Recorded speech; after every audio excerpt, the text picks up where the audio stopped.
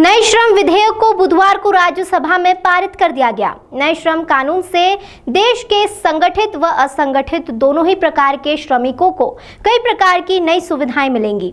सभी श्रमिकों को नियुक्ति पत्र देना अनिवार्य होगा। उनके वेतन का डिजिटल भुगतान करना होगा।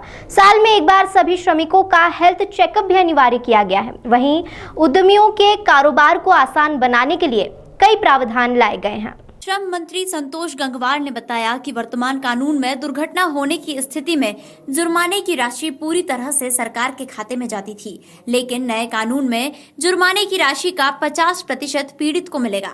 इसी के साथ गंगवार ने कहा कि 73 साल के इतिहास में पहली बार इस प्रकार से श्रम कानून में बदलाव किए जा रहे हैं, जो नियोक्ता और श्रमिक दोनों के लिए फायदेमंद साबित होंगे।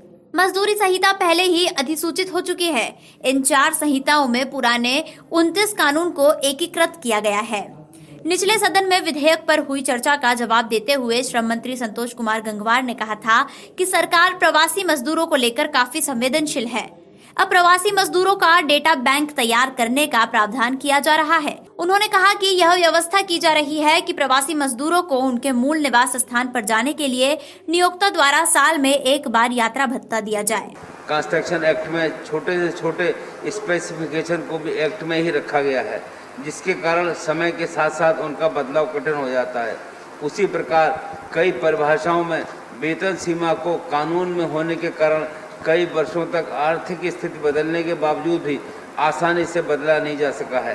इसलिए कानून में बदलते परिदृश्य के सापेक्ष फ्लेक्सिबिलिटी रखना उचित है।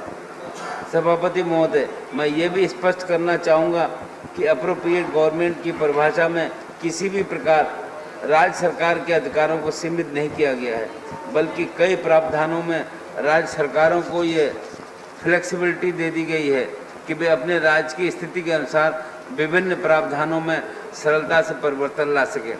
सभापति महोदय, इस प्रकार इन 4 लेबर कोड्स के माध्यम से हम एक तरफ श्रमिकों का कल्याण सुनिश्चित कर रहे हैं, वहीं दूसरी तरफ ये प्रयास भी है कि एक सरल अनुपालन व्यवस्था के माध्यम से नए उद्योगों का विकास हो, जिससे हमारे कार्यबल के लिए रोजगार के नए अवसर पैदा हों।